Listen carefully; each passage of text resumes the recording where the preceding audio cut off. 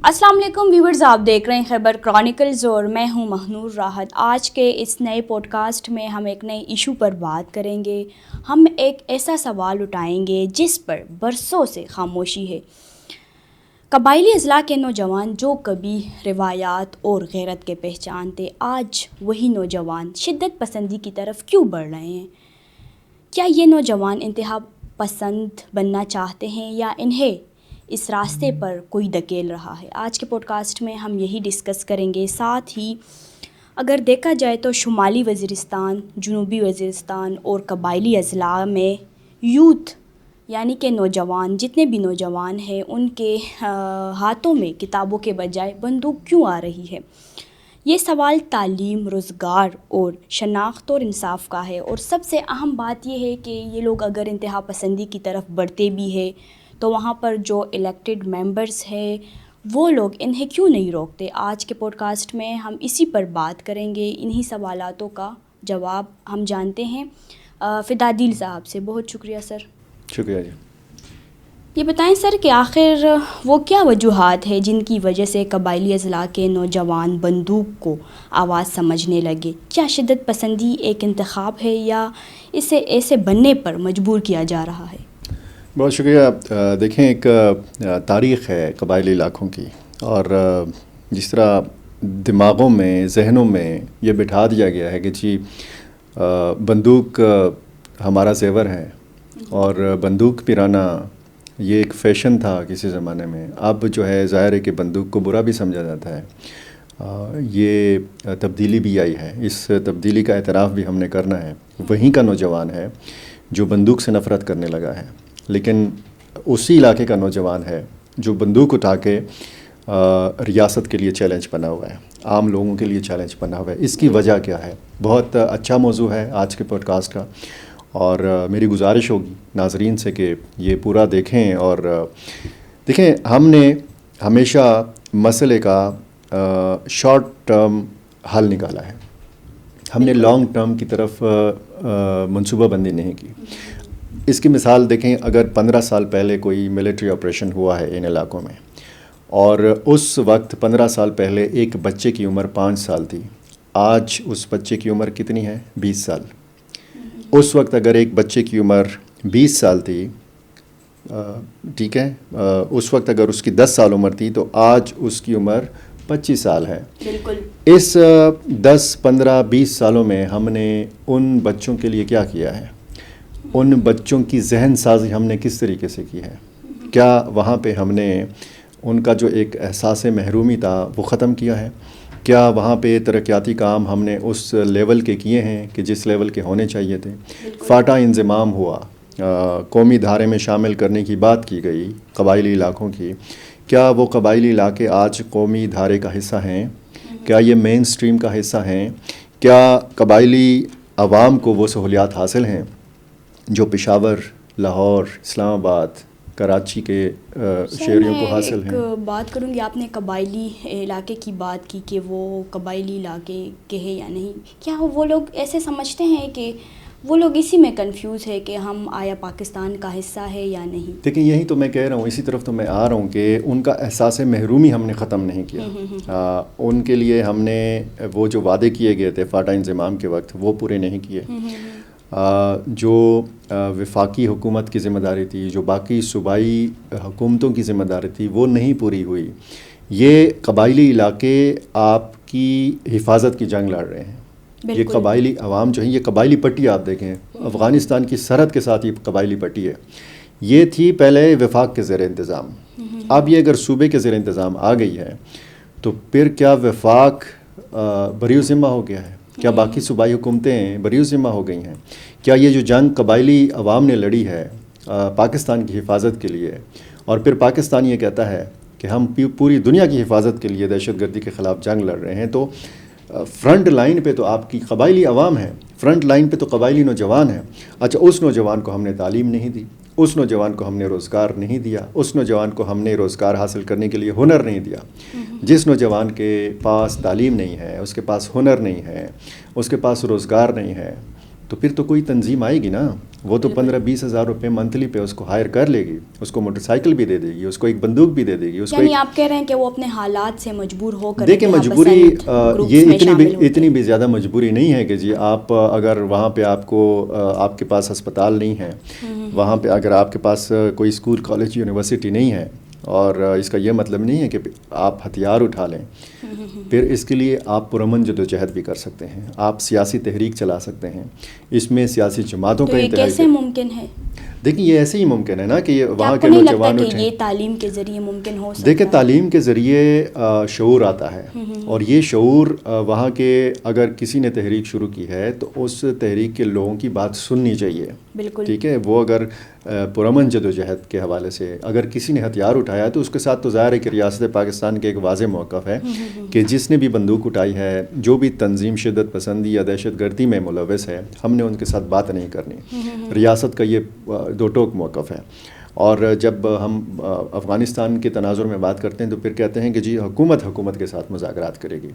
تو پھر ہماری سیاسی جماعتوں نے کیا کیا ہے؟ ہماری سیاسی جماعتوں کے ساتھ ساتھ جو منتخب مختلف سیاسی جماعتوں کے لوگ ہیں جو اسمبلیوں میں بیٹھے ہوئے ہیں, انہوں نے کیا کیا ہے؟ وہ تو ظاہر ہے کہ آواز کی حد تک تو وہ اٹھا لیتے, لیکن یہاں پہ دیکھیں صوبائی حکومت ہے, وفاقی حکومت ہے. یہ ایسی ایک جنگ ہے نا, جیسے میں نے بچوں کی مثال دی ہے نا, ان کی عمروں کی مثال دی ہے. جی بالکل.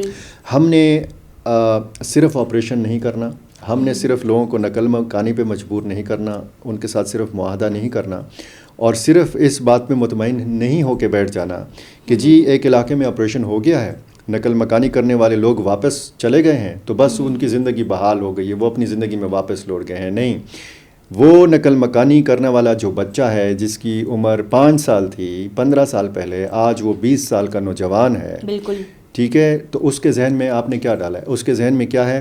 اس کے ذہن میں ایک خیمہ بستی ہے, اس کے ذہن میں دماغ میں ابھی تک ہے نقل مکانی, سامان بندھا ہوا ہے, اس کے ذہن پہ نقش ہو گیا ہے غربت ہے, وہ قطار میں کھڑے ہو کے راشن وصول کر رہا ہے. ٹھیک ہے, وہ خیرات وصول کر رہا ہے. تو یہ اس کے ذہن میں ہے. اس کے ذہن میں ریاست کا تصور, ایک ملک کے ایک ذمہ دار شہری, ٹھیک ہے, اس کی ذمہ داریاں, وہ چیزیں تو ہم نے ان کو نہیں سکھائیں. ہم نے تو اس بچے کو بھیج دیا واپس اس علاقے میں کہ جہاں پہ نہ تعلیم ہے, جہاں پہ نہ صحت کی سہولیات ہیں. اس کا ذہن بدلنے کے لیے ہم نے کیا کیا؟ سر یہاں پہ تو باتیں ہیں, ایک تو آپ نے ریاست اور تعلیم کی بات کی, دوسرا میرا آپ سے سوال یہ ہے کہ کیا دہشت گرد تنظیمیں ان کو اس طرف آنے پر راغب کرتی ہیں کہ آپ یہاں پر جوائن کریں, یا آپ مجاہد ہیں, یا دیکھیں کا یہی کام ہے؟ کہتے ہیں نا کہ خالی دماغ شیطان کا. یہ بچے تو خالی دماغ ہے نا, ان کو آپ نے کون سی تعلیم دی ہے؟ میں بار بار کہہ رہا ہوں, ان کو آپ نے کس مثبت سرگرمی پہ لگایا ہے؟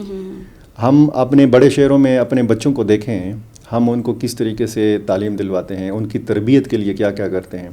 اچھا وہاں پہ آپ دیکھیں ایک خاندان میں, یعنی میاں بیوی اگر ہیں نا, تو ان کے 8-8 10-10 بچے ہیں. اچھا بالکل. تو ہم تو یہاں پہ 3-4 کو توجہ دے سکتے ہیں, باقی جو ہے ان کو پتہ ہی نہیں ہوتا کدھر ہیں, کس کے پاس ہیں, کیا کر رہا ہے. صحیح بات. تو یہ چیز جو ہے, یہ شعور اگر آئے گا تو پھر یہ ساری چیزیں کنٹرول ہوں گی نا. اب اگر ایک تنظیم آتی ہے اور ایک ایسے نوجوان کو وہاں پہ ٹارگٹ کرتی ہے, ٹارگٹ مطلب یہ ہے کہ اس پہ نظر رکھے ہوتے ہیں, ان کے اپنے طریقہ کار ہوتے ہیں, کس طریقے سے مائل کرنا ہے, ذہن سازی کرتے ہیں, ان کو بتاتے ہیں کہ جی یہ جو ہماری لڑائی ہے یہ مقدس لڑائی ہے, یہ تو جہاد ہے, یہ تو پھر اب اس دنیا میں ان کو نظر کیا آتا ہے ایسے نوجوان کو؟ ان کو اس دنیا کی جنت دکھائی جاتی ہے, حوروں کا بتایا جاتا ہے. اور اس دنیا مذہبی نیریٹو دیکھیں, اس دنیا میں اس کو کیا نظر آتا ہے؟ اس کو پسماندگی نظر آتی ہے, اس کو غربت نظر آتی ہے, اس کو کچی سڑک نظر آتی ہے, اس کو کوئی سہولت نہیں, اس کو اس دنیا میں کوئی آپ نے کوئی اس کو اٹریکشن دی نہیں ہے, تو پھر وہ اس طرف راغب ہو جاتا ہے. ہمارا دین تو اعتدال کا دین ہے نا, ہم نے تو دنیاوی معاملات بھی چلانے ہیں اور اپنی آخرت کی بھی فکر کرنی ہے. لیکن وہاں کا نوجوان کیسے اچک لیا جاتا ہے تنظیموں کی طرف سے, کیسے ان کی پر ٹریننگ ہوتی ہے, اور کیسے ان کے دماغ میں یہ بٹھایا جاتا ہے کہ جی آپ فورسز پہ حملہ کریں. یہ جو جی اب آپ دیکھیں, یہ کیا ہماری فوج کافر فوج ہے؟ کیا یہاں پہ کوئی غیر ملکی فوج ہے پاکستان کے اندر؟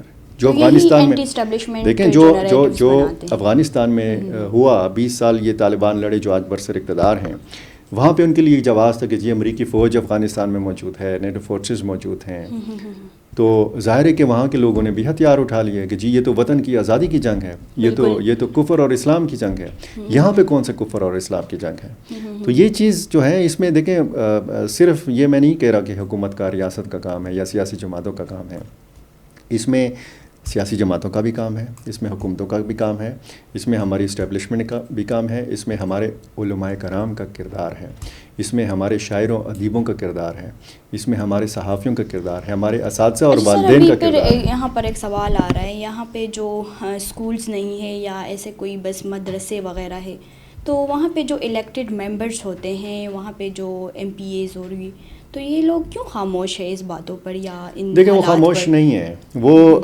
بات کرتے ہیں، لیکن ظاہر ہے کہ صرف باتوں سے نہیں مسائل حل رہے، جی، تو اس کے لیے مل کر جدوجہد کرنے کی ضرورت ہے، اور اس کے لیے دیکھیں ایک اب مخصوص علاقہ ہے نا، جیسے اب وادی عتیرا کے حوالے سے بتایا گیا کہ جی ایک معاہدہ ہو گیا، لوگوں نے نقل مکانی شروع کر دی، اب وہاں کے الیکٹڈ ممبرس کہہ رہے ہیں کہ جی یہ تو نقل مکانی وہاں پہ چونکہ برف باری ہو رہی ہے تو اس وجہ سے ہو رہی ہے۔ سچ بتایا جائے، قوم کو سچ بتایا جائے کہ جی وہاں پہ قبائلی عمائدین نے عسکری اور حکومتی نمائندوں کے ساتھ مذاکرات کیے، باقاعدہ جرگہ ہوا، باقاعدہ ایک ریٹن معاہدہ ہوا جس میں پہلے جرگے نے جو ڈیمانڈز رکھی تھیں اس میں کوئی تبدیلی آئی، پھر وہ لوگوں نے ایگری کیا کہ جی آپریشن بھی ہو، نقل مکانی بھی ہو، ایک ٹائم فریم دیا، معاوضوں کا باقاعدہ ایک طے ہو گیا، اور میرا خیال یہ اپنی نوعیت کا پہلا معاہدہ ہے، اور اس کی دیکھا دیکھی باقی علاقوں میں بھی اسی طرح ہوگا، یعنی ماضی میں آپ آپریشنز کو دیکھیں تو یہ لوگ کیوں ان کو اندھیرے میں رکھتے ہیں، یہ جو اب ان کا عوام ہے، جیسے کہ آپ نے بتایا کہ دیکھیں اندھیرے میں نہیں رکھنا چاہیے، اگر اور لوگ ملٹری آپریشن سے ڈرتے کیوں ہیں؟ وہ کیوں ڈرتے ہیں؟ وہ ان کو نظر آتا ہے کہ جب آپریشن شروع ہوگا تو ہمیں نقل مکانی کرنا پڑے گی، اور جب ہم نقل مکانی کریں گے تو ہم واپس جب اپنے گھروں کو آئیں گے تو ہمارے گھر محفوظ نہیں ہوں گے، ٹھیک ہے، وہ مسمار ہوئے ہوں گے، ان کو نقصان پہنچا ہوگا، ہمیں معاوضے نہیں ملیں گے، ہمارے بچوں کی تعلیم کا حرج، ہمارے کاروبار کا حرج ہوگا، ٹھیک ہے، یہ بہت ساری چیزیں۔ اب جب ان کے ساتھ یہ سارے معاہدے ہو گئے ہیں، ان کو منتھلی بھی معاوضہ دینے کی بات کی گئی ہے، ان کو کمپنسیٹ کرنے کی بات کی گئی ہے، ان کو مکانات کے نقصانات کی صورت میں معاوضہ دینے کی بات کی گئی ہے، تو یہ دیکھیں اگر یہ ساری چیزیں ہو گئی ہیں تو پھر وہاں کے الیکٹڈ ممبرس کو چاہیے کہ یہ ساری چیزیں بتائے قوم کو کہ جی ہم تو ٹھیک ہے وہاں سے ہم نے ووٹ لیا ہے، لیکن وہاں کے فلاں فلاں قبائلی مشران نے یہ جرگہ کیا ہے، اور وہ اگر وہ راضی ہیں، نقل مکانی پہ راضی ہیں، ملٹری آپریشن پہ راضی ہیں، تو پھر ہمیں کیا اعتراض ہو سکتا ہے؟ معاملہ دیکھیں، یہ تو معاملہ تو صوبائی حکومت کا یا تحریک انصاف کی حکومت کا یہ تھا نا کہ جی ہمیں اعتماد میں لیا جائے، ہمیں آن بورڈ لیا جائے۔ خیبر پختونخوا امن جرگے کا انعقاد ہوا تھا صوبائی اسمبلی میں، اس میں بھی بنیادی نقطہ یہی تھا، اور مجھے لگتا ہے کہ پالیسی میں تھوڑا سا شفٹ آیا ہے، تھوڑا سا چینج آیا ہے افغان مہاجرین کے معاملے پہ بھی، اور یہ ملٹری آپریشن والے واپس آتے ہیں سر اپنے ٹاپک پر۔